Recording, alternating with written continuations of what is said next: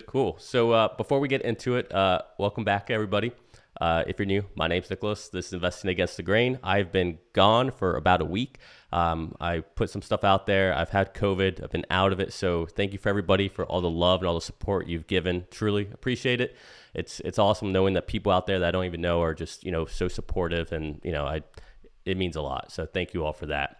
And I also want to give a special shout out to my newest Patreon member, Steven Gautis. I looked this up to see if that was how you say it, so don't hate me if I said it wrong, but I did look it up, and that is what Google says is how you pronounce that. But yeah. Flame him. Yeah, exactly. But yeah. All right, and so obviously I'm not here on the screen alone. You see this beautiful man next to me. So without further ado, please welcome back to the channel, the man, the myth, the legend. He's a Space Jam Monstar on the guitar, Farzad Mesbahi. Thank you, brother. Appreciate you. Thank you. Great to be back, man. I always love us getting together and having a conversation. So very much looking forward to this. Thank you very much. Appreciate you. And I'm glad to hear that you're doing better from your COVID sickness there. So it's good to see you back on your feet. Yeah, I'm not completely on my feet. I'm sitting. I got a blanket on. So yeah. It's good to see you being cozy. There you go. Yeah, exactly. Yeah, before we just get too serious into anything here, I had a nice revelation. I guess while I was sick. Yeah, while I was sick, I don't normally tweet much at all unless it's something just off the top of my mind or something that I see that I think is just ridiculous or something that's really cool. And normally it's within Tesla or investing. But the one time I've tweeted not something about that, I learned something really cool, that two of my favorite YouTubers, Farzad and Yashu, are actually NBA fans. So that was interesting to find out. So curious, what are your thoughts on game one tonight, Golden State versus Celtics? Yeah, I'm actually somebody that has been following the NBA for a long time. When I was growing up, I used to play basketball quite a bit. And so it's one of my favorite sports. I stopped watching the regular season because of I felt like everything's a foul nowadays, and it just drives me nuts. Like the game pace is so off from what I'm used to. So, but I do watch the playoffs sometimes. I think so what's interesting about the Celtics is that their defense is so freaking nasty. Like aren't there all their starting players all defensive player of the year nominees or something, right? Yeah, I think they're all either defensive player nominees or they're all on the top three team. Yeah, there's some I heard something exactly like that. Yeah, so they're a juggernaut. But I think Golden State's the number 2 defense in the league. So there's nothing to sit on either. Right. I think the fact that the Warriors are healthy this year probably gives them an edge to win out the series. But I think in basketball, ultimately, if you are the best defense, you're always going to have a shot to win. Yeah. So it really comes down to, experience and good defense to win the championship. The Warriors have quite a bit more experience than the Celtics, so they have an edge there. And the Celtics do have a better defense. But I'm probably going to say, and who's got the home court? Warriors, right? Have the home court? I think so. Or is it Celtics? No, I think it's Warriors. Okay. I could be wrong. It's Warriors, right? I think whoever's got the home court in this series is the team that wins. So if the Warriors have home court, I'm going with the Warriors. But I think it's going to be close. I think it's going to be game 7. Yeah, I was going to say, so you think it's going to go 7 games. Wow, okay. That's great. Yeah, I hate to say this, but I think I started playing basketball because I fell in love with Kobe. So when I was little, that's why I started. So I've always been a Lakers fan. Even through the rough years, whenever we just had Lonzo Ball to root for. But Celtics, I think, are going to win it, which pains me to say it. I don't know. I just think they can match up better with Golden State than Golden State can with them. I think they're bigger. I just think they're more of a tough team. Whereas I think Golden State is probably more talented. Right? I mean, I don't think anyone would deny that, but I don't think they have that toughness. And I mean, like a Marcus Smart, you need someone like him. And Draymond Green used to be that person. Draymond Green is now just a facilitator. He's not really that aggressive person that he used to be. But yeah, that's Right. my take. I agree with you. Game 7. I'm with you on that one. Okay. Definitely think Game 7. Game seven Celtics. Yeah. Yeah, I could see it going either way, man. I think that the separating factor is experience, and if Golden State gets hot, and just the Celtics have the smallest slaps in defense, Warriors can go up by 20, and it's going to be very hard for the Celtics to come back from that. So that's I don't know. true. We'll see. Yeah, no, I'm We'll see. excited for tonight. That's gonna be a good one. Yeah, Yeah. absolutely. So, a lot of drama right now revolving around Elon Musk. I watched one of your recent videos. I went and half X'd it, as I do with most YouTube videos I watch. And by the way, all right, watching you play guitar at 1.5x and forgetting that it was at 1.5x, I was like, how is he doing this? Completely forgot I was on 1.5x, and you're just sitting there going at it. I'm like, oh my goodness. And then it occurred to me. That's funny. But no, that was awesome. But yeah, so you had some thoughts on the whole must work from the office, 40 hours a week, all that. At least for my viewers, who I'd be surprised if they haven't seen your channel. And oh, by the way, sorry, I'm horrible at this. If you guys don't know Farzad's channel, please go check it out. It's literally his name. I'll let you say your name so I don't butcher it. Farzad Mesbahi, is that right? You got it. Oh, You okay. nailed it. Yeah, so it's his name. Check it out. Great channel. It's literally like half of what you see on my YouTube feed. Recommendation. It's Farzad stuff. So check it out. It's good stuff. But Thank you, brother.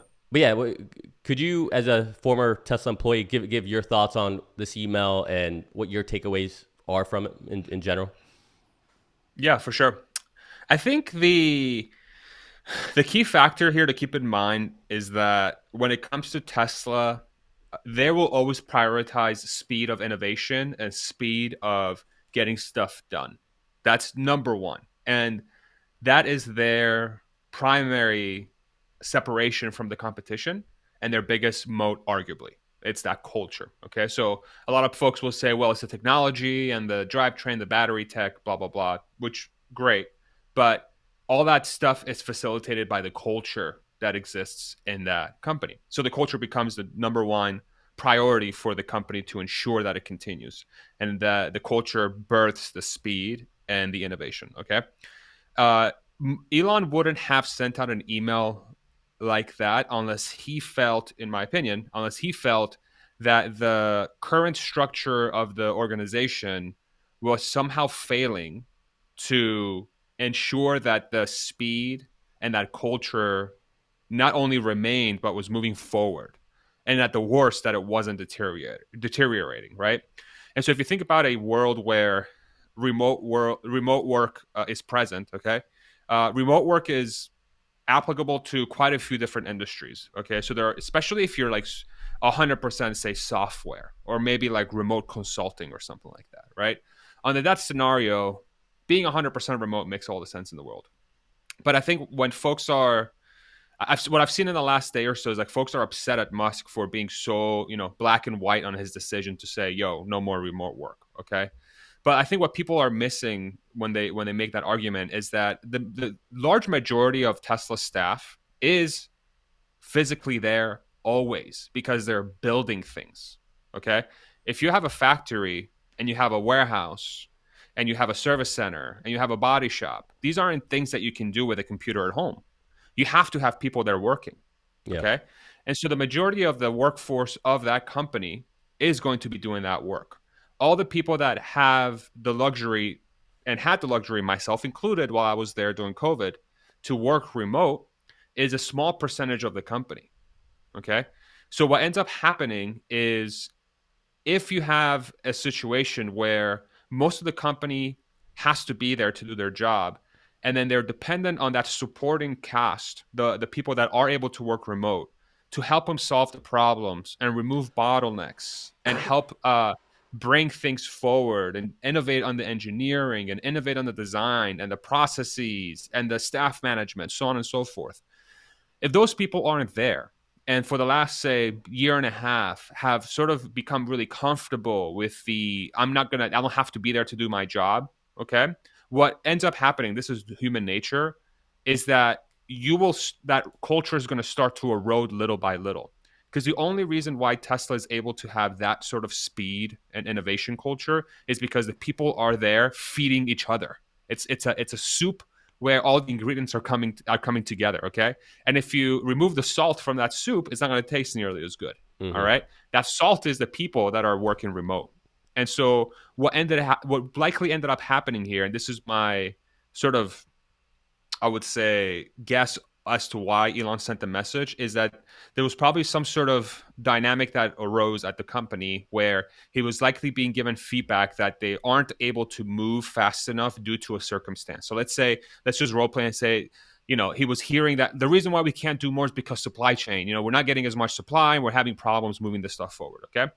And then what probably happened is he probably tested that theory. Okay. And he actually found that that's not the case, that they should be going even faster than they are.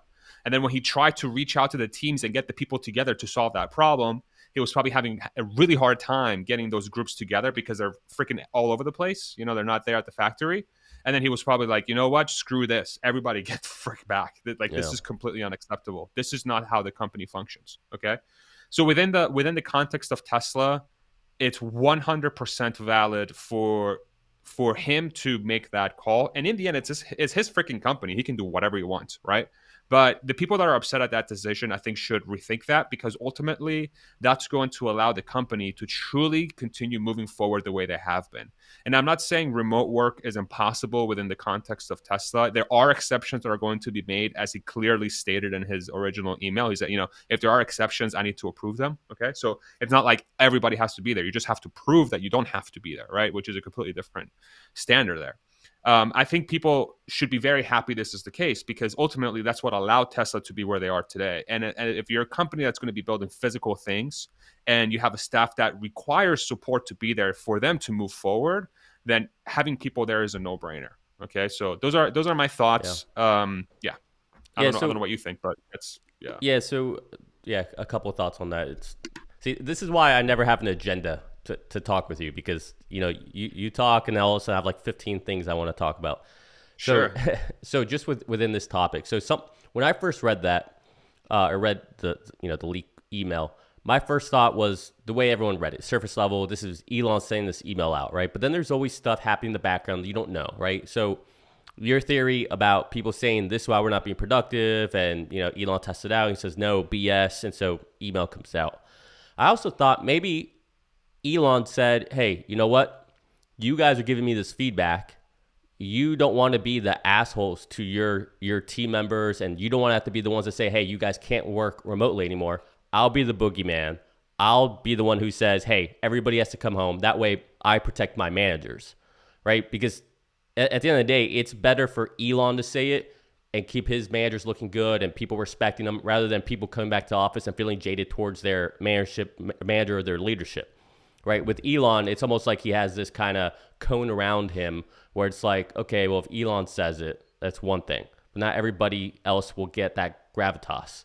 So it was just another theory I had, that maybe that's it. Maybe Elon's just getting the back of his management team so that they don't have to be the one that looks bad. No, you don't buy that? I don't think so. I don't think so, because if I was part of leadership, and you would get your ass chewed out if you're not doing the right thing. Honestly, you would. Okay. So I think what ended up happening is he probably saw the leadership crew falling into that same trap of, well, I can be just as good if I'm doing it from home, and then it doesn't actually turn out to be the case. And then that's probably what prompted the digging in the first Yeah. place, because it's, well, if my leadership team's not like super aware of this stuff, maybe I need to dig deeper. Do you I don't think think he would have done it to protect the leadership. Sorry, go ahead. do you think part of it is that he juxtaposes the U.S. or Berlin or any of the offices to Shanghai? Do you think that's also part of it? Because prior, like in the last week or two, I mean, he's been talking a lot about how, just the work Praising ethic China. right? I mean, like it's one thing to Yeah. praise them, right? I mean, Elon always praises them, especially after a good quarter or end of, end of quarter ramp or delivery push and all that, but it's been a little more. And at first I thought maybe it's just because of the lockdowns and everything, what they're going through, and they're living in the factories. But then this email comes out, and then that leads back to your point of view, right, about what might actually be happening. It's like, okay, China's dealing with all of this, and they're still being this productive. So it's not supply chain, it's not that, because look at what they're able to do, and yeah. Yeah. So Yeah, it very well could have been too. I mean, that 100% played into the formula for sure, because that becomes a data set for him to compare to. It's like, okay, China's got 70% or 60% of the labor present, but they're almost at 100%. Like, how's that even possible? And yet Fremont is at 110% versus last year from a labor perspective, and they're doing what? Like that. I don't know the numbers inside, but I'm sure he has that as a data set to compare to. And so obviously it's not people who are on the assembly line. It's not going to be. I mean, there's certain jobs that you have to be there in person, right? There's certain jobs you can't just be remote for. I would even say a lot of the software engineering you probably can't be remote for. But what jobs are you aware of within Tesla that would be remote? Would it be basic things like HR, accounting, logistic? I mean, I think from my background, so I think of people who are in logistics in my background, and the way I see it's like there's no way they would be able to be remote full time. It would be impossible. But so Yeah. who do you think, who are the ones that you think this is directed to, or what positions, or who can get away with being remote 100% at Tesla? Maybe it's not what Elon wants or the best way for collaboration, but who could get away with that? I don't think anybody could get away with 100% remote 100% of the time. I struggle. So maybe the only fields is, oh man, like even like maybe like a UI designer for the car that has a car on site that has a very specific type of scope in building that UI. Potentially that's one. HR definitely no, because No, HR we struggled with it, dude. Like I'll tell you, like when I at my facility that I worked at, we didn't have HR on site because we hadn't built out the team, and it was so hard. It's so hard when you don't have HR on location, because like anytime some sort of thing arises that you have to deal with, then management team also has to become HR, and HR, it takes a lot of time, man. Like it's a big job. So like that's definitely not a remote job. Logistics, no, because anytime you have any sort of hardships around stuff leaving and coming that is becoming a huge issue, it's hard to understand why it's an issue unless you go to the dock door and then you see the fact that that you have 80 trailers in your yard, and you're like, holy crap, you know what I'm saying? Our scheduling is off, right? So that's another no. Um, there might be some that are more conducive to, say, like maybe some sort of a mix. Maybe there could be like, like a true 50 split. So say you work 60 hours in a week, maybe you do 30 remote, 30 in person. Maybe like roles where you are responsible for multiple teams across the entire United States. So for example, my job towards the end of my career at Tesla, I had teams all over the country, and I moved to Austin, and I became remote because I moved to Austin in preparation for Giga Texas go and open, and to get me closer to California, because I would have to travel to California. And I walked through my boss, and my boss said, yeah, that makes sense. Let's do that. And it's COVID anyway, where most of us are remote anyway, and it's tough to go back into the office in jurisdictions. So let's just do that, in preparation for you to open Giga. So me having teams all over the place would have worked. But the thing is, once Giga was open, I would have been there 100% of the time. You know what I'm saying? Because that was the design of the job. So under that scenario, I can make an argument. It's like, well, listen, so like if 2 of my days are completely blocked off with emails and or with meetings, for example, then theoretically I could say, well, I don't have to be here to take my meetings. But then the question becomes, why do you have so many meetings? Like, why don't you start throwing away some of these meetings, because you're probably not even being very, very effective, right? So it's tough, man. I think it has a lot to do with the culture of the company. And then you also have to keep in mind that when it comes to fastest possible speed to solve problems, it is without a doubt without a doubt that it's easier to do in person. I'm not saying it's impossible to do remotely, but in present form, with especially with the type of challenges that Tesla has, it will always be faster and easier to do that stuff in person. And if you have a subset of your team that is unhappy about that, okay, Tesla has the luxury of a gigantic amount of people that want to join the company that would gladly step into the shoes of anybody who wants to leave if they're unhappy with the loss of flexibility when it comes to being remote. Okay. And Yeah. there's nothing wrong with that. If there are people at Tesla that are unhappy about this and want to leave, dude, like they have every right. I get it, dude. Like it's great to be flexible. My job now, I don't even have a job. I'm on YouTube and I can do it from anywhere. This is freaking awesome. But at the same time, like if you're working for Tesla, you're not working to try and have to like maximize work-life balance. You're working there because you're trying to move a certain type of technology forward that's going to be instrumental in changing the world. So it's a completely different context, you know? So I don't know. It's yeah, I don't think very many jobs are compatible. What do you think about people who, and I guess this could be controversial because I would imagine if you worked out of Fremont or San Fran or Palo Alto and COVID hits and you decide, well, I want to get out of here. I want to move to Florida or North Carolina or somewhere else because everyone's remote now because of COVID. And do you think managers were allowing people to do this, to move away? Or do you think that wasn't happening? Because I know at least where I work, people have moved nonstop because everything's remote. My best friend, he's still an intellectual property attorney out of San Fran, but he's my neighbor now. But he works remotely now. He bought a house here and everything, right? He's relocated. So do you think that is going to be a potential issue at all with Tesla, or do you not think that they were letting people do that? I mean, if you have 110,000 people employed and say 20% of those people, so say 20,000 people were part of that remote program where they were like, you know, asked to be remote because of COVID, I'm sure 2 to 5% of those people probably were able to make that happen for themselves. Those are the people that are going to have to make a decision. Yeah, they're going to have to make a decision, you know? And to be clear, my only point where I would say like that could be a little bit of a kind of a BS scenario where it'd be like, come on, like that's not right to Tesla would be if Tesla management said, yes, you have our blessing to move and work out of here now. But if you didn't ask for permission and you didn't give knowledge, hey, I'm moving, is that cool? Right? Then that's a different scenario because you were hired to be where you live. You weren't hired. So which one's your question? Your question is the first one or the second one? More the first one. I don't have a lot of sympathy or empathy towards the second one because you're trying to get away with something, you know, and you're just hoping you don't get caught or you're hoping COVID benefits you. But the second one is it's like if Tesla said, yes, you can do this, and you go and you buy a new house and you enroll your kids in new schools and all that.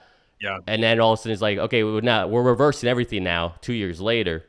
It's like that could be an issue. But I don't know the culture there of would that be something that they would say, yeah, go for it, move, or would they more so say something like, yeah, you can go for now, but eventually when things go back to normal, you're gonna have to be back. The verbiage was likely to be around that second one. Yeah. That said, this is an uncertain time. I'm just guessing. Yeah. Okay. When I went through mine, my thing was Austin because there is a gigafactory and I'm going to be able to work from that site, right? So I'm trying to pull it back to my sort of experience and see if I can come up with a good answer for that. That's all we can do, man. Yeah, I think the likeliest, and it's going to be team. I think it's going to be a team by team decision, right? Some of the teams may have asked HR, but a lot of teams have autonomy in Tesla. There's so much autonomy, you know, and so you're probably going to have a situation where some teams were probably more lax. And they're like, yeah, sure, go for it. Move to freaking Bahamas. I don't care. You know, as long as you get your work done, I don't really care, right? So on and so forth. So I think it's going to differ team by team, but I would say most teams probably gave the direction of you can do that, but just know that it could change. You know, just know that. Just think about the risk. You know, who knows if this is going to be a static thing? We just have to be careful how we navigate it. But in the end, the way Tesla works is Tesla is a company where we try new stuff. We, like, I still work there. They try stuff all the time, and this is part of that trying that stuff out. If there were some teams that are caught in this sort of between a rock and a hard place that are like, oh crap, I moved to freaking Nebraska and I'm supposed to be in the factory, I'm going to have to make a decision, and I'm going to have Yeah. to talk to my boss about it and try to figure out how to make that happen. Now, my question would become, okay, if you're somebody that is had to be in Fremont, but you moved to Nebraska, like, and your boss approved it, they shouldn't have approved that, right? Because if you're really support for that facility and your responsibilities for that facility, you should have really stayed there. So that becomes like, that's really the manager's fault at Yeah. that point. It's No. not even the person's fault. So, and there's going to be repercussions that come because of that. So, Yeah. yeah. And I'll just give my 2 cents on all of this.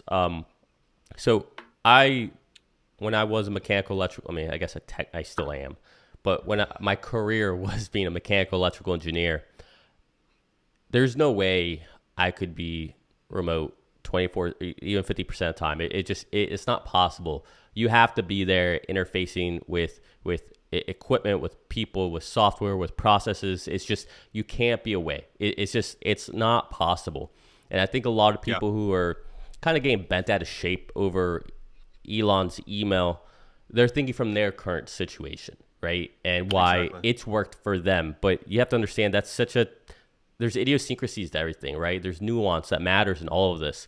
And Tesla is a very specific company that happens to work in physical, real world products, in electronics, in batteries, in cars, SpaceX. I mean, it's not just all in the web or all in the cloud, But even that, with now that I'm in the software world, I started off in the research triangle. So, in RTP, so Durham, Raleigh, Wake Forest, Chapel Hill, that area. And I started off in the office there. And we had all of our engineers were just essentially all together. And we had whiteboards everywhere constantly, right? There'd always be a whiteboard. And if there was some situation came up and I'm like, man, I really don't understand what's happening here. I don't know what to do here. Maybe Mike and I will go up onto the whiteboard. And before you know it, there's 6 other people up there just listening and taking it in, maybe giving opinions. That right there, that is Elon's point. It's that. Yeah. It's not even just like, sure, solving problems, iterating, all that. Yeah, that's, everyone knows that part about Tesla, but it's also the other part about being able to listen to someone else's problem, and you just sit there and listen to it and see how they come to a solution that teaches you also how to troubleshoot and how to problem solve and how to think in new ways. And this most recently hit home for me because I couldn't go because I had COVID, but our company had a tech conference in Vegas. We do it every year. Every engineer in our company goes there, and it's for a whole week. And I couldn't go because I had COVID. So instead, me and my friend Ben, who also worked in that office with me, we were just on Zoom. And we were just talking, just 2 engineers talking the whole time while we were doing like different labs and hackathons and stuff. And we were saying, man, I miss this. I miss having the interaction, just to have someone to bounce ideas off of.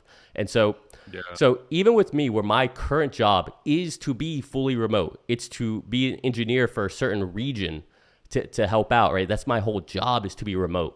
But even for me, I could tell that I lack, or I have these, I would benefit if I had another engineer where I could just always talk to nonstop. And I can, but everybody has their own life and they have their own jobs and stuff, but Yeah.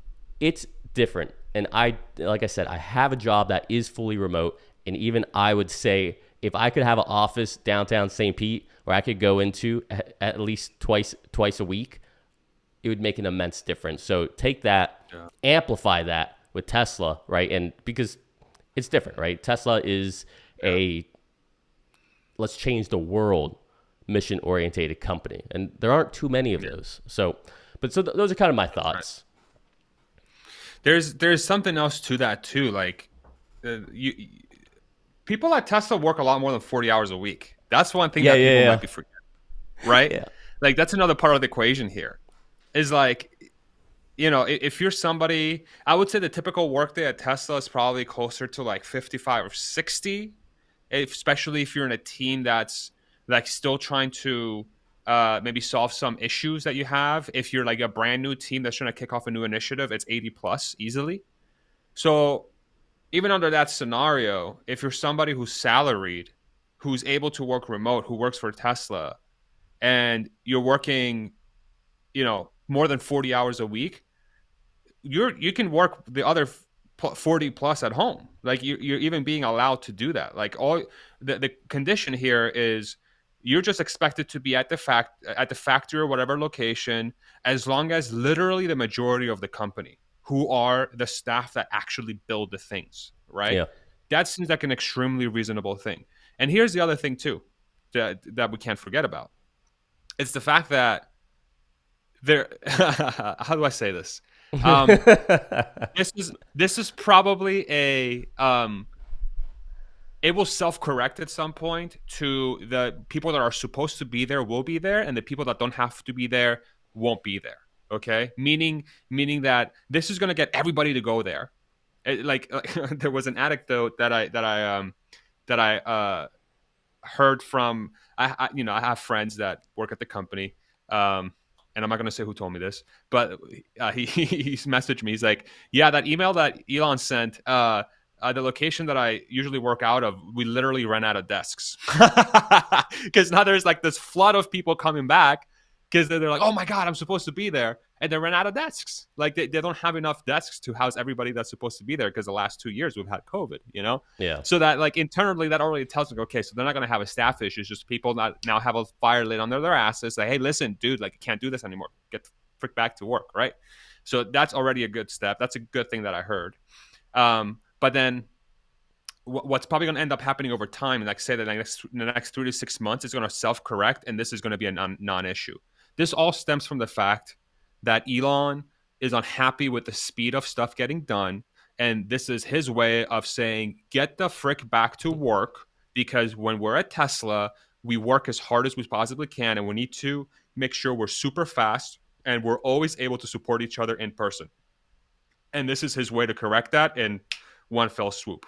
And as Yeah. soon as that gets corrected, then probably like 10% of the people that were doing remote that now went back will probably like figure out a way to sort of finagle the remote stuff to get it back to where Elon's going to be happy with the progress. And ultimately, that's really the ultimate point here. If Elon's happy with the progress, it's hard to argue that people have to be there all the time, right? But clearly he's not happy with the progress, and that's why he sent the email. It's that simple. So then Yep. the staff's job is to make him happy because he owns the company. This is how businesses work. Yeah. I So think that's another point too. I Yeah. think Elon also has learned by watching other companies.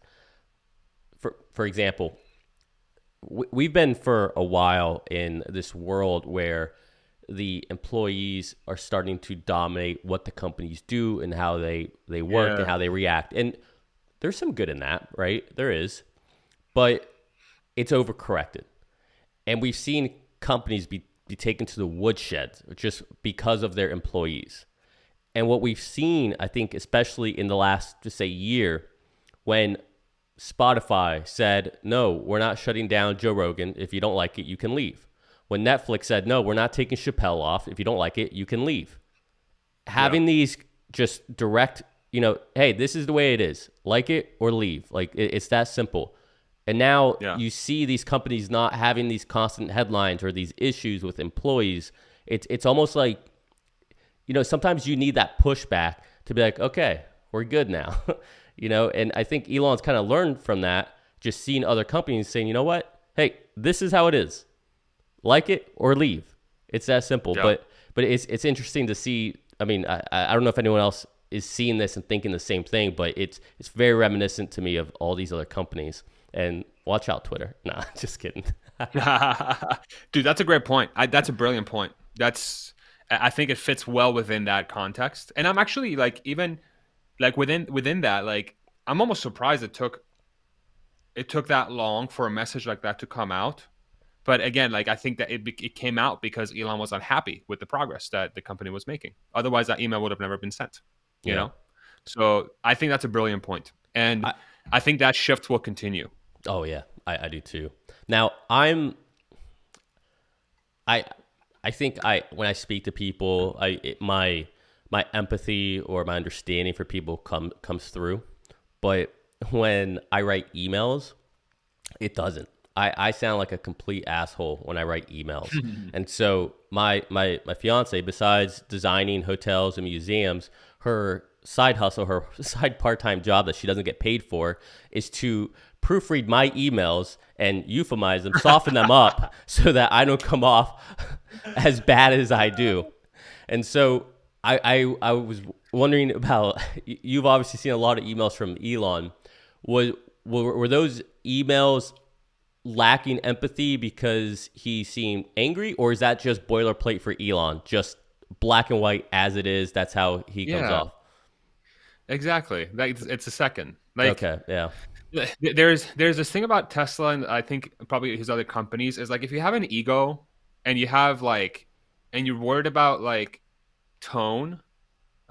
It's not that it excuses people to be rude. I'm not saying like Tesla is a safe haven for assholes. This is not what I'm saying. yeah, Okay, I yeah, just want to be clear. But it's also like it's not a company that you work at to be coddled, and it's not a company that you work at where people are going to think about your feelings first. Okay, the priority of the company is to move us towards a sustainable future, and we need to work together to make that happen. And we need to make it happen quickly. And it doesn't make a lot of sense to over prioritize someone's feelings if you're trying to get stuff done quickly. Okay. And if you're somebody who's sensitive to people that are direct and they don't mince their words and they're just very black and white about what they want to convey, then that's not so much a problem with the person delivering the message. It could be a problem with how somebody perceives it. Okay, maybe they have a certain I don't know. It's just maybe the feelings you're somebody who's sensitive to somebody being direct towards you. Okay, yeah, it's all about what lens you're hearing it. It's what's the lens that you've put on in your ears that's potentially influencing what you're hearing. Okay, because if you read for example Elon's email at face value, I don't really see anything wrong with it. I don't see anything. I'm so used to that tone yeah, in yeah, Tesla. Like everyone writes emails like that. Like it's just like here's the deal. Here's the thing. Okay? And here's what's going on. And in person is the same thing. There's just no mincing of words. You say the thing. That's it. yeah, You just say the thing. And if you're somebody who's offended by that, dude, like it's not the place for you to work at, man. It really isn't. It really isn't because you can't get stuff done nearly as fast if you're always worried about like offending people because you didn't prioritize someone's feelings first. A direct communication is the most efficient way to get stuff done. And uh, will it get people to be will it light a fire under people's asses sometimes when you do that? And might they feel like afraid or hesitant about it? Potentially, but sometimes the nature of the email or what gets communicated is dire. And so yeah. like that's what you have to communicate, you know? No, So well said. yeah, No, I yeah. couldn't agree Long more. answer to your question. No, Yeah. hey, that I think sometimes it's important for people to hear these things, and it hits different from somebody who was there and who's seen all the emails and understands the dynamics inside of the company, rather than us seeing something from it's like if you see a People are couple, too sensitive, man. yeah, People but are way too sensitive. That's but really what it comes down to. it's like if you see a couple in an argument outside, or you can just tell that there's friction between them, and you're like, oh, they don't love each other. Yeah, It's like, no, man, maybe they just had an argument, right? Like that's you exactly. don't know everything. You saw one little snippet of what's going on with that relationship, and now you're acting like you know Yeah, everything. And same thing. Like we see one email, we're like, oh, this is what's happening. We think, oh, all this stuff, and it's like, like let's be measured about our thoughts. yeah, But all right, so yeah. It's a company with 110,000 people, and it's worth tens of billions of dollars. And not only are they trying to move the company forward for sustainable energy, they have a fiduciary duty to the investors to ensure that they're doing what they say they're going to be doing. And if they're not doing the thing they're doing, the person who's running the company has to fix it. It's that simple. y'all. Like, it's Yeah. that simple. Sorry. I'm like, I feel, why am I so upset? Hey, it's all right. It's all I'm right. so fired up by this. You know, My goodness. I don't want you to be fired up. I want you to be happy. So let's talk about something else. Have you seen? I'm assuming you've seen all the new. What do I say here? All the change in perception or words or ideas and just everything seems to be changing now with Ford and GM. And I'll just give some context. I don't know if you read that Jim Farley, all the stuff that he was saying, that all these auto companies are going to get smaller, that Yeah. they're going to be Consolidation. consolidation. His comment about if you ever see a EV commercial from Ford on a Super Bowl ad commercial for Ford about EVs and sell our stock, GM cut the price of the Bolt. I mean, wow. What are your Yeah. thoughts? What do you think about this? Because I Yeah. have lots of thoughts on It's this. happening. It is. It's happening. Yep. It's happening. What's that? What's the one Ron Paul meme? It's happening. Whatever it Yeah. is. Uh, yeah, it's happening. It's really happening, and it's an amazing thing to see. So I didn't really read too much into it. I just know the headlines. I saw parts of Farley's interview where he talked about that, where he says, they also say we have to go online only, non-negotiable for EVs, right? So that's I Hmm. wonder who else is doing that, right? So it's a brilliant move on their side because that's what has to happen. And the question becomes, is it too little, too late? Yeah. Right? And how are they positioned for the next 5 years to be able to survive the transition away from gas cars? Okay. If you look at I looked at, there was a report that came out for May sales in the US for auto. Honda is down like over 50%. Okay. There's other companies that are down by 20, 30, 40% or so much. Or I forget if it's month over month or year over year. I forget what it is. But regardless, in a world where supply chain is getting better and inflation has sort of plateaued, it seems like, yeah, there might be a recession looming or we're already in a recession. But these are catastrophic numbers if they continue. Catastrophic numbers for Yeah. these companies. Okay. So it becomes a question of how far ahead are they in their planning to try and survive this transition. And if you look at every single one of these automakers, I don't know how the closest one is Volkswagen, but even they, I would argue, are very far away from having the right number of units to be able to fill that gap Hmm. away from gas cars into EVs. So I'm happy that it's happening, but I think it's a signal that it's about to get really freaking ugly. And all the things that I think that Tesla folks have been talking about for a long time, that gas car companies are going to be in a world of hurt, is really starting to hit the fan. Yeah. And in about, say, 6 to 12 months, it's going to be when we're going to start seeing failures in a lot of these companies. And that is, in my opinion, I think that is going to be the true recession. It's going to be once these industry giants start failing. That's going to be a problem. That's millions of jobs globally that are going to go away because you have an entire supply chain and network that's looped around these things.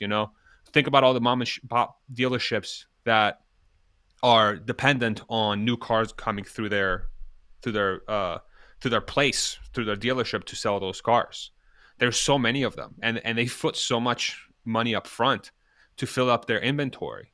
You know, if they can't, if nobody wants to buy gas cars anymore, how are they supposed to survive under Hmm. that scenario, right? And then upstream with the supply chain and the suppliers and stuff like that, it's starting to happen. Now the question becomes: are they going to have the necessary funds or bailouts or whatever to survive the transition and try to somehow reconfigure their companies without taking a huge hit from a, say, labor perspective? But I don't know how these companies don't end up laying off tens of thousands, if not hundreds of thousands of workers across the entire industry. So, but I'm Yeah. curious to hear your thoughts. That's where my head's at. Yeah. So my thoughts are, so everybody says Volkswagen is like in number two. Okay. And like, let's put the Chinese companies to the side. Just Mm, we'll just talk about the Western side of the world. Everyone says Volkswagen is number two, and yeah, they are in volume, right, of electric vehicles. But hearing Farley, the things he was saying, he is very adamant. Look, I was the first one to say Farley's a clown. He's just saying things. He's Mary Barra 2.0. But a lot of the stuff he's saying now, it's no longer we're gonna spend $5 billion on this, we're gonna spend $2 billion on that, we're gonna do another $10 billion, right? It's no longer that. It's no, we're not gonna waste money on advertising for electric vehicles because we have enough demand. So that's good. We're not gonna use dealerships essentially. We have to go to online model. So that's good. So these are more than just things to say, right? These are actual things that you can take actionable items on. And then the F-150 Lightning coming out, look, that's going to be a popular vehicle. It's going to be, right? I mean, F-150 is not just going to die. Well. The Mustang Mach-E, I still think it's listen, I grew up loving Mustangs. I think it's a disservice to the brand to make it that, because that thing's hideous in my opinion. But people seem to like it. Okay, and I see maybe like once every couple of weeks I'll see one going around, which isn't to say much, but I don't see Chevy Bolts around, right? I don't see the Hummer around. So it's something, right? So I at least see Ford trending in the right way rather than just making braggadocious claims. GM cutting the price of the Bolt told me that they are not surviving. I don't think they'll survive. I think they're going to go bankrupt. Here's why it's so impactful, because everybody's raising the price of their EVs because they have so much demand. It's not just the supply chain. It's not just the cost of goods. That's part of it, of course, but it's also because there's huge demand. Yet here's GM with their Bolt and they're cutting the price. Why do you cut the price? For what? You're not making a lot of money on it as it is. It's the only reason you cut the price is to increase demand. That's the only reason you do that. So desperation. Yeah, so it's desperation. And I haven't seen a Hummer around. I don't know if you have, but I haven't seen any electric Hummers around, which I think they're failing completely on their electric plans. And I don't know who I heard. Maybe it was Sandy Monroe, but someone was talking about the Ultium batteries. And look, I know batteries decently just based on my background, but I don't know anything about the Ultium platform, and it's actually really hard to find a lot about it in detail. Yeah. But apparently, yeah. But apparently, whoever I was listening to, I think it was Sandy. But was it Corey? Maybe. Maybe it was Corey. Yeah, it was on your show. On my channel. Yeah. You see, I am a real fan.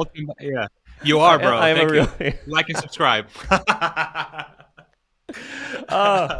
My whole body just got like really hot in laughter. That's hilarious. Corey was saying that it's, it would have been cool 5-7 years ago. And so Corey, who is literally living, breathing this thing every single day, right? And now they are essentially fully focused on electric vehicles. It's hearing that was one thing. Seeing the lack of progress with their deliveries, it's like you can keep saying, okay, supply chains maybe. But then you see this cut on the Bolt, and it's like, oh, there's a problem. Yeah. There's a big problem. So so my thoughts are GM is screwed, and they know it. And so I made a prediction video at the beginning of the year, or before the beginning of the year. One of my predictions was that by the end of the year, Mary Barra wouldn't be the CEO of GM anymore. And honestly, I would still be surprised if she's the CEO by the end of the year. They need a shakeup. They need to change what they're doing. I don't know. But Ford, I think Ford's doing the right things. And I think they're going about things the right way, at least for now. So we'll see. But I do think Ford still has a huge problem. Because what happens, to your point, Farzad, what happens whenever they say, okay, well, we're going to sell these electric vehicles online, not via dealerships, and we're going to build them down Tennessee without union labor? What happens? Are there strikes? Are there protests? Are people not working anymore? Right? Like they have a very difficult road ahead of them. Extremely difficult. I mean, they're starting the process that Tesla embarked on 10 years ago.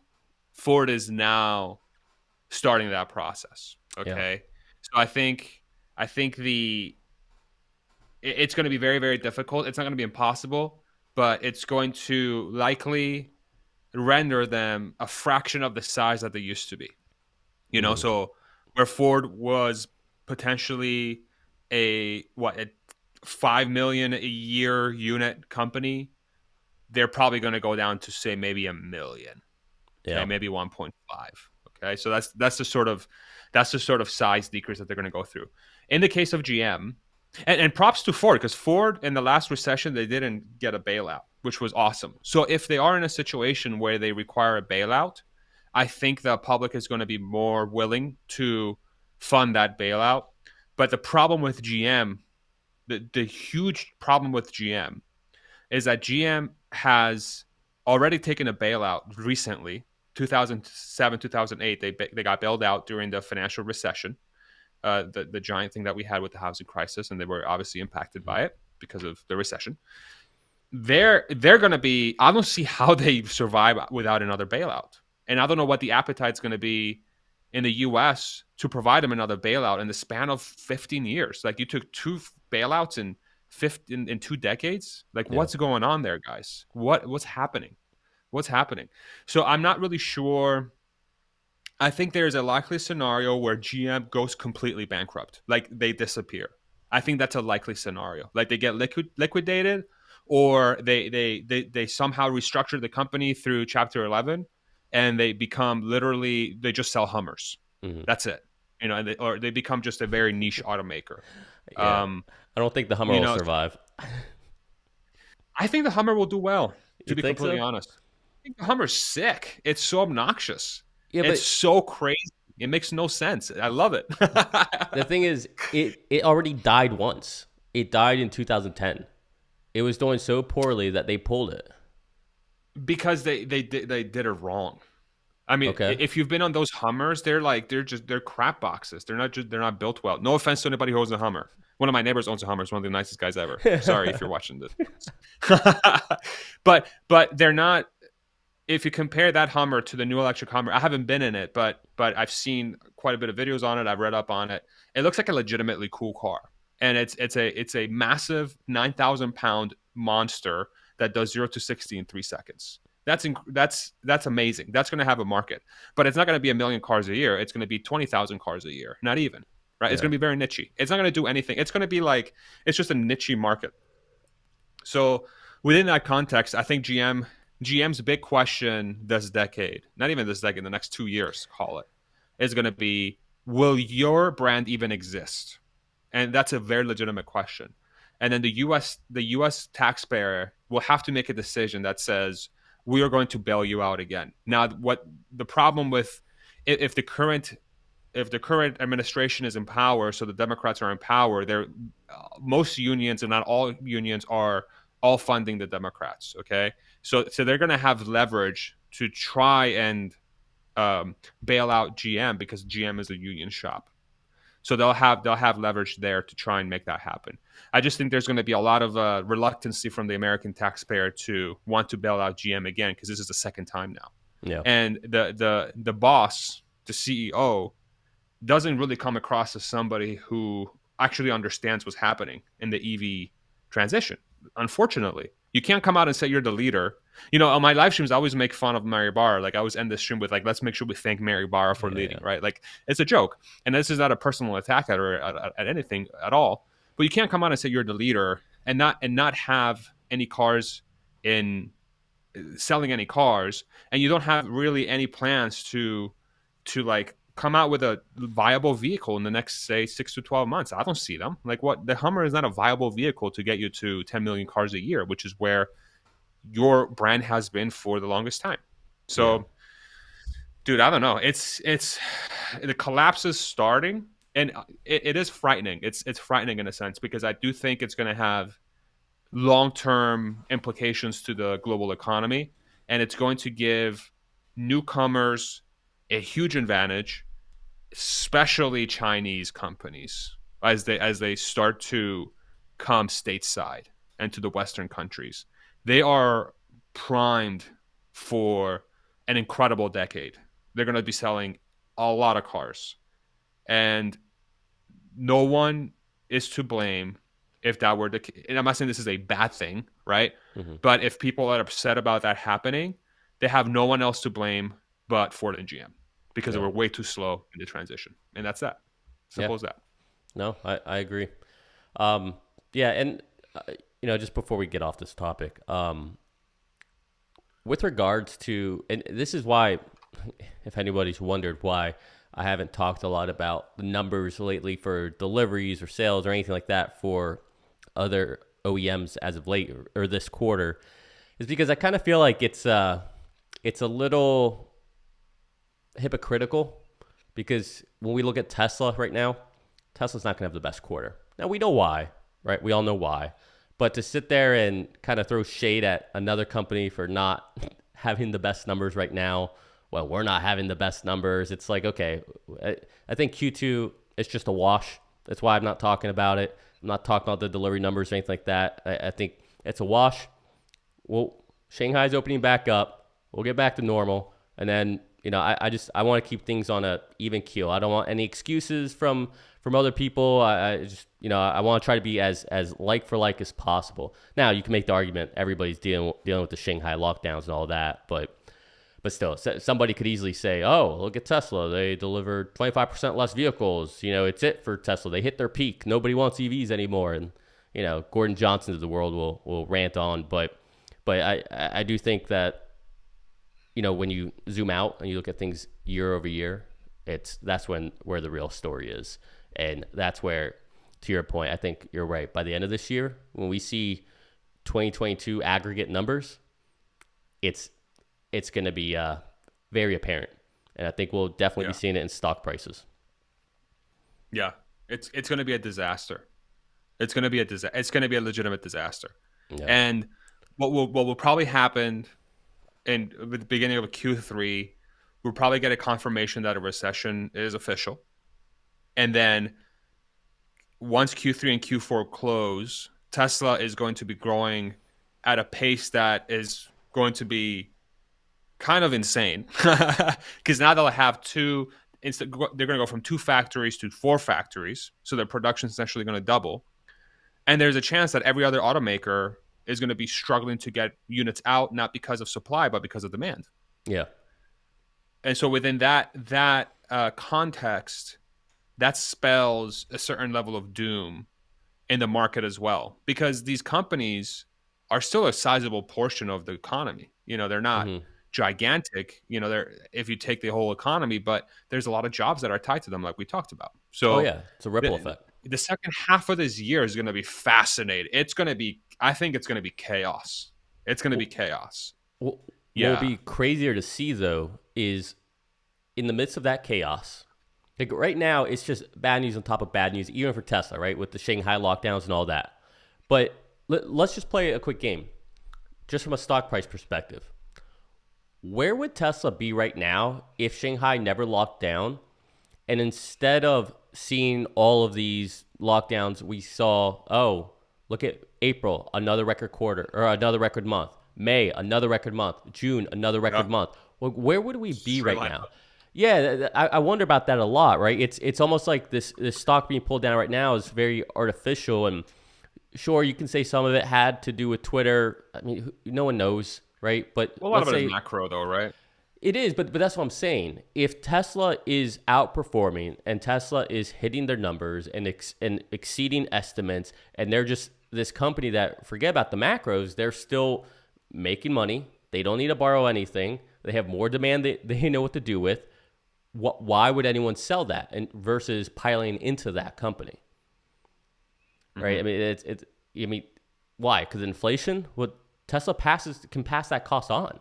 Right? I mean, look at their margins. Like it's insane. It's ridiculous. So I wonder a lot, like, what's this back half going to look like? And I really think this back half I don't care if we're in a recession. And I think normally when we hit recessions or when it's official, stock markets tend to rally just because it's like, now we know. It's just like when Russia invaded Ukraine, we rallied because, all right, now we knew, right? Like there's no more, will they, won't they, will they, won't they? They hit uncertainty, right? Yeah, exactly. Yeah. So it's going to be interesting. I agree with you 100%. Yeah, man, it's gonna be nuts. I was gonna say something and I completely blanked. Damn Don't it! you hate that? What was I gonna say? I I, hate I that. started taking notes when we talked because I'm like, oh, here are like 6 things that Farzad said that were brilliant, and I want to add on to that. What we were talking, stock market, Q3, Q4, Tesla, Shanghai lockdowns. everybody, Shanghai. Oh, the valuations. Oh yeah, yeah. So the valuation on Tesla. So once Q3 prints and they post a Q, probably a 400,000, so forget Q2. Like yeah. Q2, who Okay. cares? Like Yeah. once So we we're go on the same Q3, page. Yeah. yeah. So October Yep. timeframe. Okay. And Tesla prints the quarter, and it comes out that they've shipped, I don't know, 400 and some odd thousand cars, record deliveries, record revenues, record profits. Um, at what point is the stock market going to deem Tesla a flight to safety? What Oh, what other company do you have that's going to be 50% growth year over year, no debt, ton of cash on the balance sheet, growth prospects, brand new factories ramping up, not fully ramped. They'll probably announce a factory around that time. Uh, it's going to become clear that they have an advantage in full self driving, and that's right around the corner. That's my speculation. And if they're at the current price, they're trading at a ridiculous price earnings multiple for a growth company into next year. That's going to leave them somewhere in the 20s or 30s ratio, mm-hmm. PE ratio. And they're still guiding to 50% year over year growth for the foreseeable future.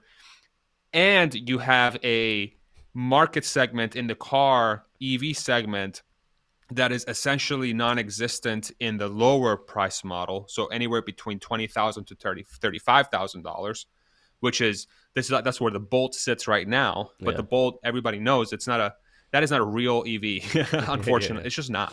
It's not a real EV. It's not.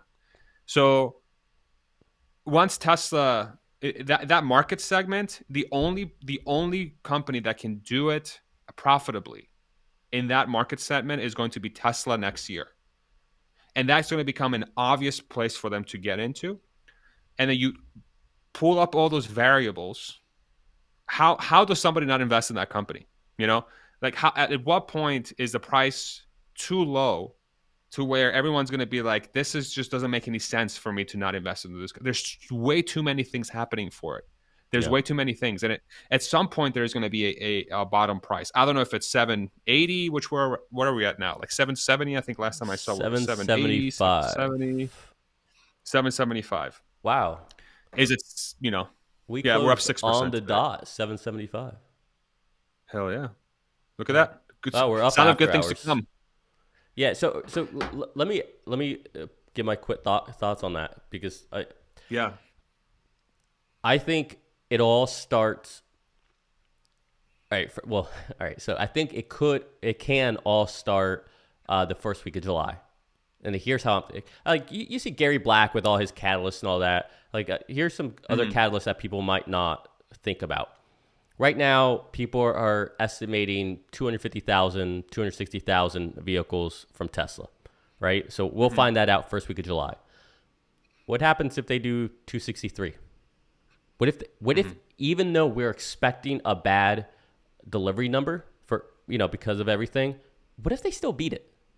Okay, so that's a potential catalyst. And then Gary Black talks about it. We have the announcement of the stock split, right, or the actual details behind it. That could be a huge boost, right, to at least get us into the 800s. Then we have the Q2 quarterly earnings, right? Again, you see a lot of YouTube videos out there talking about how this is going to be very tough for Tesla, and you're going to see more pain in the stock and all that. I push back.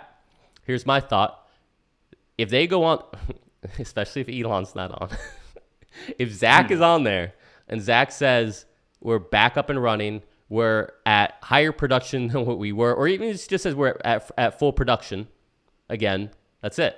Like I think the stock will rally just from that, and they'll ignore Q2. You throw in AI day, you throw in the shareholder meeting. I mean, there's just so much before we even get to that October number, right? Like Yeah. there's so much gonna happen here to essentially not. not anything crazy, but just say, hey, this business is still rocking and rolling, and we're back up Yeah. to full throttle. And I think that's Yeah. how do you not pile into that? I mean, I don't know how people aren't piling in now. I keep looking for money everywhere to buy more, and I just I can't find it anywhere else. Yeah. Yeah. Those are great points. Those are really good points. And then will at what point will the S&P rate Tesla an investment grade 2030. company? You know? Okay. That's early. That's early. Sorry. Uh, yeah.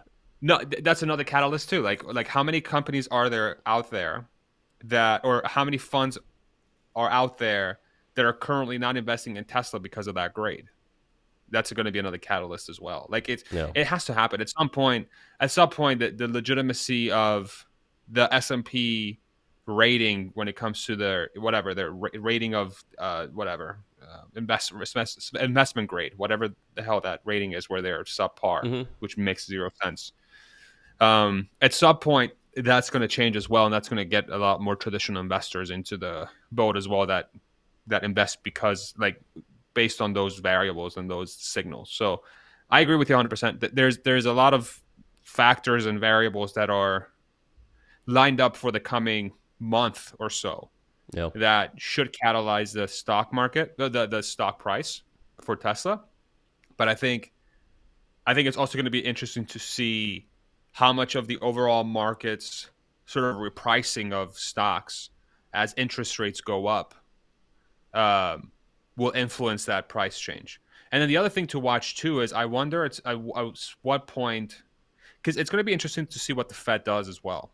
Because the Fed did a half point hike most recently, and if recession becomes a legitimate fear, where they think that they're going to have to loosen up monetary policy, what happens if the Fed decides to not do a rate hike and pause? Say, like, we're going to pause for 2 cycles and see what happens. That's also going to be a huge catalyst for stocks because Yep. that's where all the money went to when we had lower interest rates because people are incentivized to spend their cash to find other places to make money versus it sitting in a bank and earning 5-6% interest over time, right? So that's going to be interesting to watch as well. I think once the Fed decides to stop raising hikes or hiking rates, Mm-hmm. I think that's going to be a giant catalyst for the stock market as well. Yep. And if the Russia-Ukraine war comes to an end soon, I haven't even been following that whole thing, unfortunately, like as of late. But that's another one too. Is like, will that end anytime soon, or is that going to be another 6 to 9 month horrific thing? Hopefully, it's not. You know? Yeah. Yeah. I think we if we find out we're not in a recession, after this quarter closes out, then I don't think we will go into a recession, and mainly because inflation's coming down. I think now we've seen enough information to see that we've peaked. Now the game is how fast can we bring it down, and that's what the Fed's trying to do, and they have to make sure that they balance recession versus getting interest rates or inflation down. But I'm in the Gary Black camp where I think they're going to do 50-50 and then they're going to chill out for a second because you need time to see what you're doing and the implications, right? Like it's not like, all right, we raised 50 basis point. Okay, what are the effects? It's like, I don't know. It's going to take a couple months, few months. I think normally they say 6 months before these interest rate hikes really have an effect. So it's like, you don't want to oversteer too much to one side. So I think Gary Black kind of has his finger on the pulse with this one. But and with regards to Russia Ukraine, I honestly am not following that much either anymore. It's just everything you read are lies. But the most recent thing I read was that I guess Russia now controls 1/3 or 2/3 of the Donbass area. So hopefully, if they get full control of the Donbass, it's over, or the Ukrainians can push them completely out of the Donbass, and then it's over. But hopefully, you're right. Hopefully, this can come to an end because that's not good for anyone at all. But did you see the report about Saudi Arabia, OPEC? Saudi Arabia is committed to pumping out more oil. Okay. So that's how? What do you mean by how? Like, are they? Aren't I thought they were already maxed out? Are they not maxed out? No, none of them are Okay. maxed out. Are you kidding? Look, Okay. I will give you. I So don't follow that stuff close enough. I just don't know. no, Like no. that whole thing is like so weird to me because it's like there's like a body of like 10 people that decide how much oil they can make, and then they're Well, just yeah. making So so weird. OPEC, yeah. So all right. So this is gonna get me shot, but you have to have a little empathy for the oil industry because Okay. what I mean, look, I talk about Tesla. I'm investing in Tesla, climate change, all that, right? That's all that good stuff. At the end of the day, we will still always need oil. Okay, like one way or another, we'll still need hydrocarbons somehow. So Yeah. table that for a second. The people who work at these companies are still people, and they still have jobs and need jobs, and they have kids and they have families, and right, they're still humans. And you have to have a little empathy for them because in this industry, it's a boom and bust industry. All right. And it's constant. It's one of the most cyclical industries you'll ever see. And Hmm. I've seen close friends get laid off just because things were getting tightened. And so they try really hard. All these different oil companies, like, you hear the president and Democrats say that all these oil companies are trying to gouge the everyday American by keeping gas prices high and all that. And the truth is, they need to also protect themselves and try to keep their employees employed. And they can't seesaw because every time they seesaw and they lay off all these mass people because, well, now oil goes down below $60 a barrel. Well, then where do they get the people to come back? Because who's going to want to come back to that type of environment? No one's going to.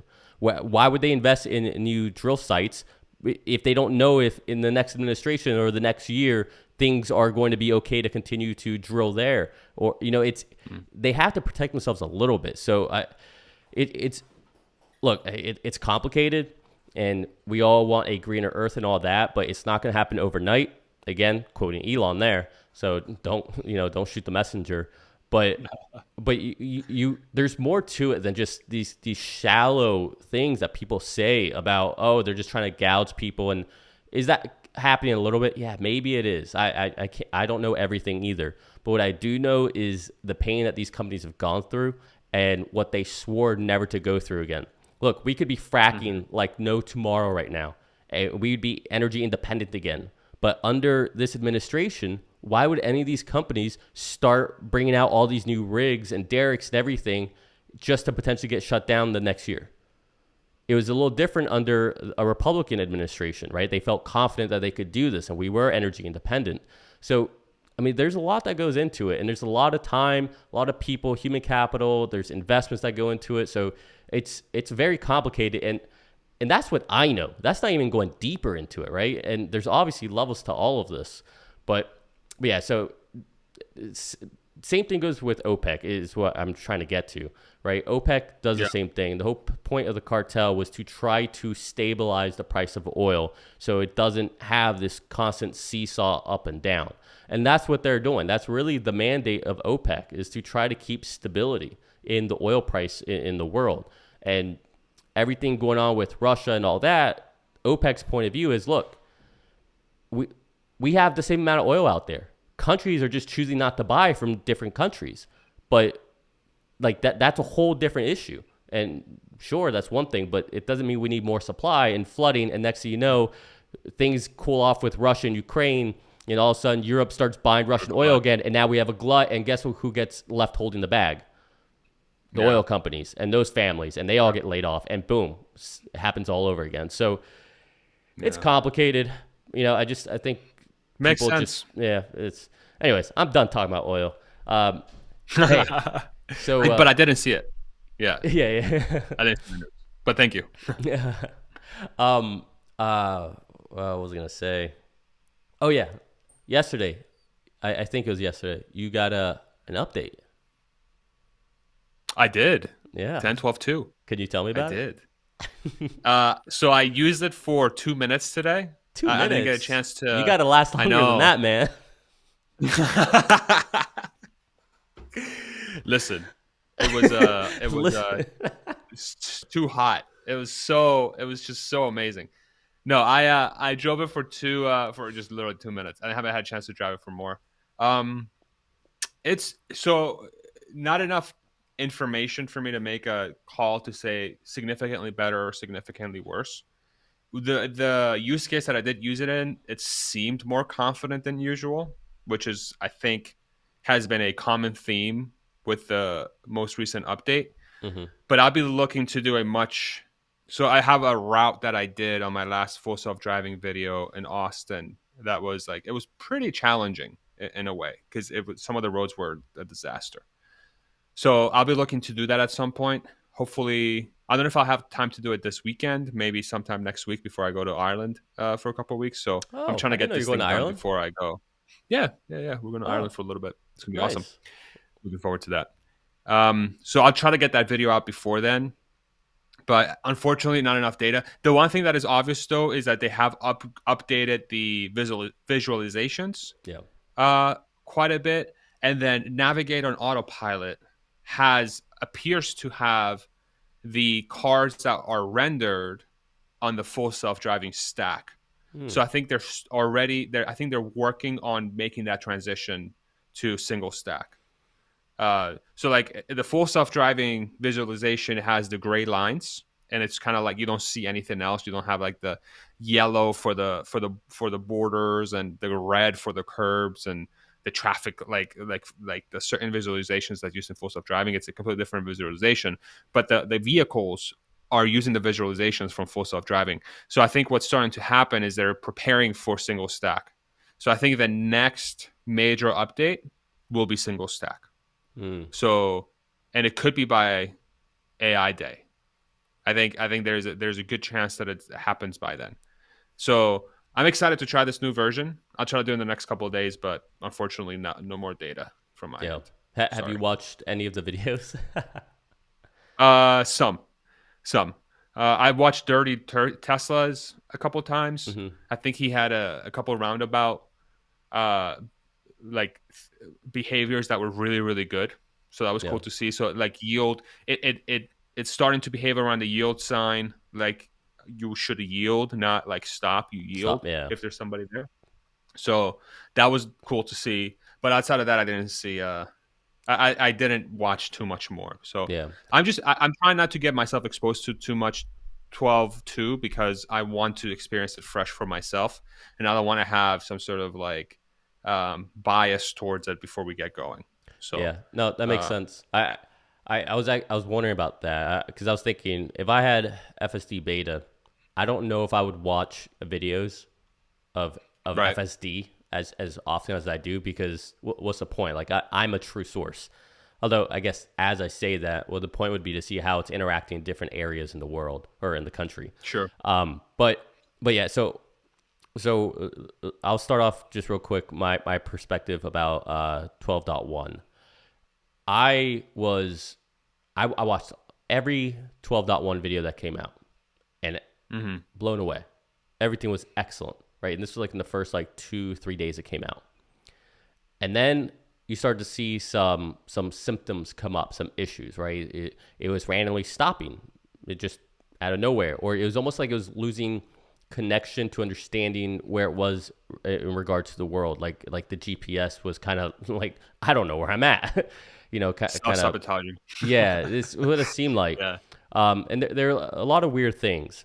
And then Chuck Cook came out with his unprotected left-hand turn, and that was awful. It never even attempted it. It just kept bailing and bailing and bailing. So that was interesting. We haven't seen that reaction in a few updates.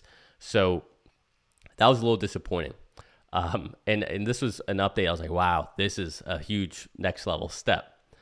And then, you start seeing all these issues. And that's where I'm at right now with, 12.2 is I'm watching a lot of this, and it's funny because I see like a lot, most of the YouTubers who put these videos out, like they're very like benevolent and kind, just like upbeat and all that. But then sometimes you see some of these videos and you could tell they're newer people to doing this, like they just got FSD Beta and they're just getting upset and pissed. And it's like, man, have you not been watching this? And they're getting upset over the yeah, smallest things it didn't slow down enough for that speed bump. I think it should be at 14 and it's like it's at like 16. It's like, all right, that's like your preference. Or a truck hangs a right, and the car is waiting, and then the individual's like, okay, go, hurry up, come on. It's like you can see that the human's impatience is dictating their judgment of the car and its abilities. Or something silly which it's not right, but it's like you go on kind of a bend and it turns the blinker on, and they'll be upset about them. Like, guys, like, do you understand where we are right now? Do you understand where we've come from?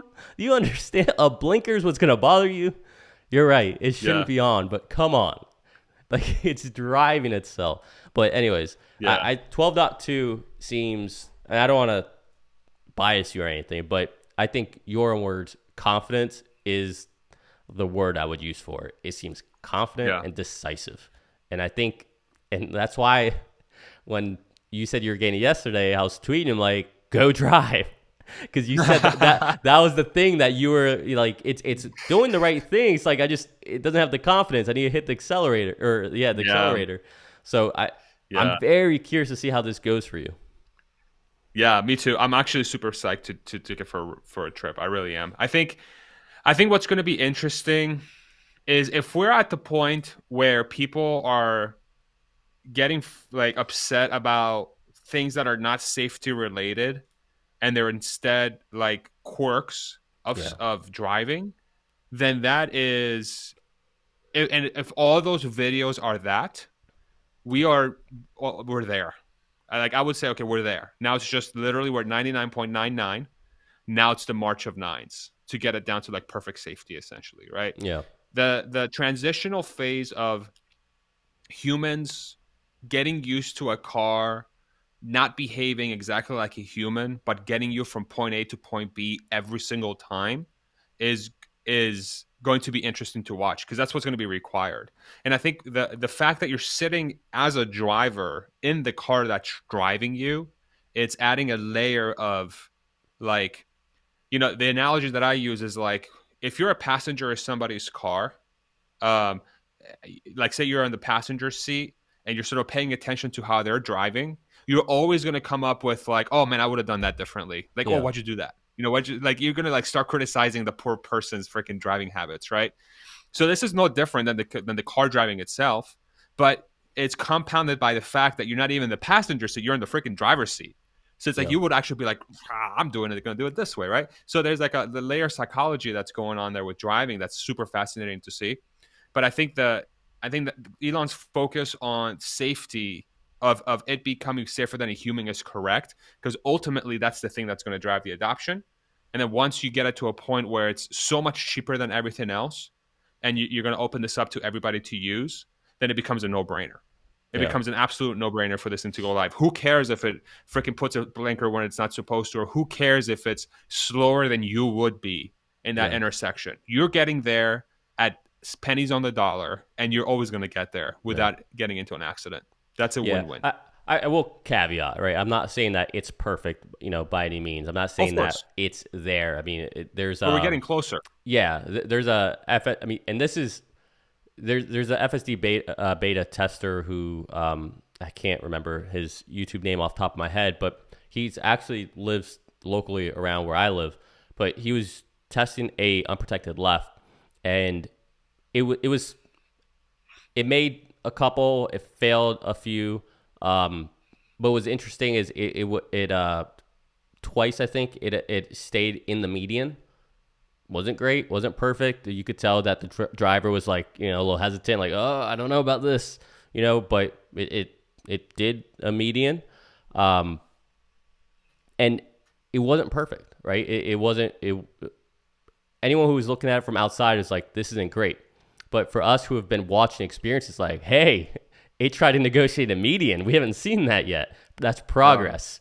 So a lot of times when people hear me being so optimistic, it's because I'm not just looking at it from a, one data point perspective, right? It's like, I've seen all these videos, I've seen how it's progressed. And so now I'm seeing these improvements. And even if it's failing using the median to negotiate a turn, it's never done that, for an unprotected left. Right. It's never done that. So like, that's progress. And that gets me excited, even if it fails every time it does it. Is because now they're obviously working on adding in these other things that are important for everyday driving, at least where I live. Hmm. Would you But say it's getting better faster? would I say it's getting better faster? So that's interesting question. I think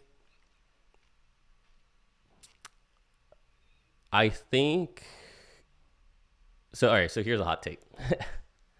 I think that Tesla is no longer using the fleet. I think Tesla is only now using the FSD Beta fleet. And I think we were getting better a lot faster. And then all of a sudden, it almost seemed like we stopped for a little bit. And it seemed like it was hard to tell the difference between different iterations. And then, Yeah. and then what I started to notice was whenever we found out about the 60,000 beta testers, which was like, what? When did that happen? And then we Yeah. found out over 100,000. And ever since then, I've seen it ramp back up and it's getting faster and faster. So the answer is yes, but I think that was the sequential difference because there was a plateau. And it Hmm. almost like seemed like did anything change from this point release to this point release? It's hard to tell. But I think Yeah. what's happened is they're not using the entire fleet anymore. And I think they're just taking all the data set from the FSD beta because now they have a lot of vehicles, right? Over 100,000. And it's like they know what they're looking for. They know what they need. And I think that's what's happening. I'm not saying they don't ever use the fleet. They probably do for their simulators or if they're looking for specific things like, road marks in the street because it causes phantom brake. Okay, let's query the entire fleet and get all of that data. And we can use that to simulate in a training short. But as Yeah. far as actual FSD beta and how it's working and progressing, no, I think that's purely coming now from these FSD beta testers, which to me is even Yeah. more bullish because if you look at everybody else, now not only does everybody need to get a mass amount of data, Tesla's done that. Tesla's gotten the mass amount of data. And now Tesla's gone to the next level, say not only do you need mass amount of data, but then you need to hit another level where you have this new test group of your ADAS system, and you need to have that have mass amount of data, right? So that's Yeah. like just a next level Yeah. step, and that's how I'm seeing this. So way winded way of answering you, but yes, it's definitely No, getting you're good. better a lot faster. I think AI Day 2 being announced and the fact that Elon said 1 million beta testers by the end of the year, I think that I don't know how you get any more bullish than that.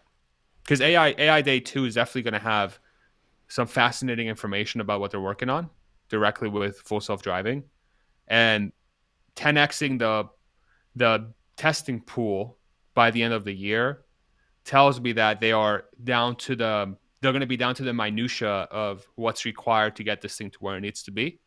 And talk about separating yourself from everybody else. No one else has the lever to pull that allows you to get there.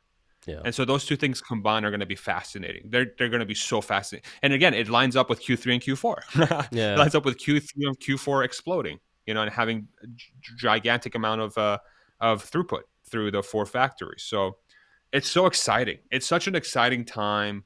And once we get through this Q2 hump and this sort of downward, the Tesla community has been sort of like bummed out because of how the Tesla stock has been performing. But the next 6 months after Q2 are looking mighty exciting, and the periphery is looking mighty crazy, mighty yeah, chaotic. So it's going to be very fascinating. yeah. I think. Nah, I can't be making this up. I think in the video I watched with you shredding away on the guitar, I think you mentioned your 2026 prediction for the valuation or stock Yeah, price. 8,000 bucks or something. Oh, is that what you had? Yeah, I remember. I was like, "Whoa, So man, you make me look like chump change with your prediction." let me pull it up. 2026. Yeah, 8,519. So on a 52 price earnings ratio, 530 billion in revenue, 170 billion in net income. And then I'm saying that they're going to ship about 7.8 million cars, and 3.4 million of those are going to be on some sort of full self driving thing. And let me see if they have any bots. I'm saying only 10,000 bots on that year. Only. Um, yeah, only 10,000 bots. God knows what they're gonna do with that. Yeah, so 7.7, 7.8 million cars sold in 2026, and then I know. Let me see. Where's the net income line? This thing, I gotta clean it up. It's so hard to navigate this thing sometimes. There we go. Yeah. 118 billion of that is going to come from the transportation line. So the margin is going to come out of. So I'm saying they're going to do about 30%. So 30% of the, sorry, of the total net income, 30%. How do I word this correctly?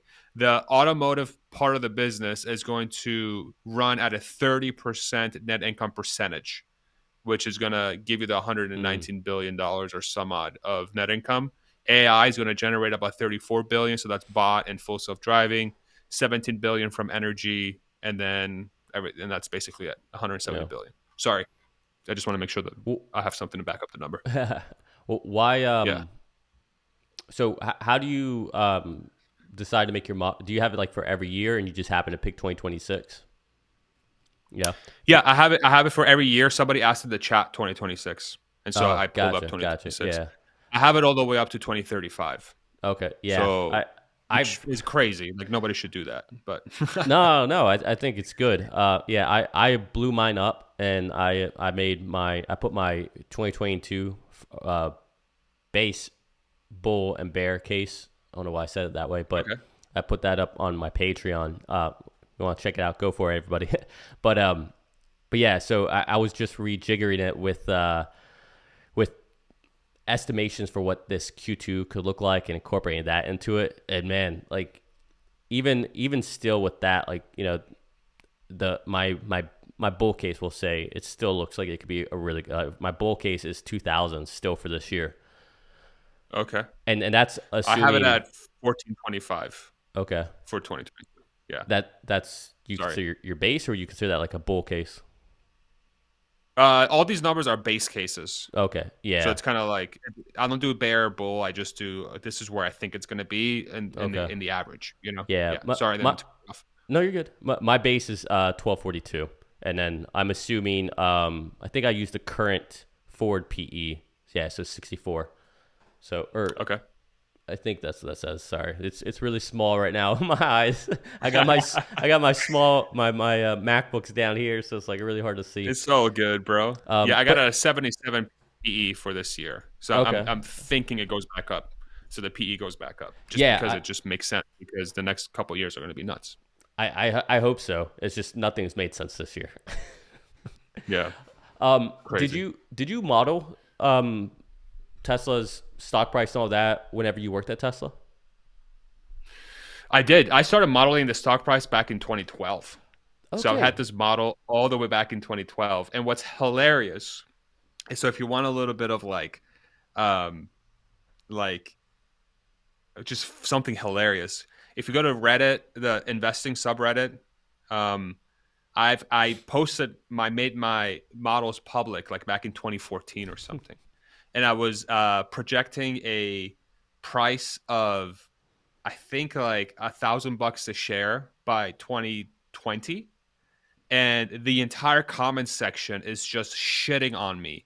You're so stupid. You're so dumb. How can you even think that Tesla's going to do 500,000 cars by 2020? You're an idiot. It's hilarious. It's the best thing I've ever seen. And then revisiting that, I was like, for fun, I was like, I'm gonna go back and look at the comments. And then I started noticing like people like started tagging the link, and they're like, if you want to watch the comment section in this thing is hilarious because you can see how a bunch of people were thinking about Tesla back in 2014, and it ended up to $1,000 a share was too low. Yeah. The That's hilarious. freaking stock went to like what $2,500 pre-split or something That's like that. So it was awesome. It was so funny to see, and it sort of reminds you of how like even in the investing subreddit, how little faith people had in the company and how little faith they had in the stock price. And that still kind of exists today when you're talking about the future potential of Tesla. So and I constantly try to like draw those parallels to see, okay, like are we entering a different sort of time in the Tesla investing world or the Tesla trajectory that's somehow changing the story of how I model these things. But the truth of the matter is that Tesla, if anything, they've accelerated the type of products they can introduce that would allow them to reach insanely high valuations into the future. Back in 2014, everything was Model 3. Everything was getting to 500,000 cars a year. Everything was getting energy to be somewhat respectable. Now it's that plus the bot, self-driving, and God knows what else they're going to come out with. Outsourcing, supply chain domination, Yeah. It's going to be insane. Yeah. It's fascinating to watch, but that was really funny to watch going back and reading those comments again. Because sometimes I'm like, oh, I'm doing this wrong. Then I go back and I'm like, no, I don't know if I'm doing it right, but I shouldn't be thinking it if I'm doing it wrong. I just have to keep in mind that if I can somehow justify what I'm thinking about, then that's a good enough step.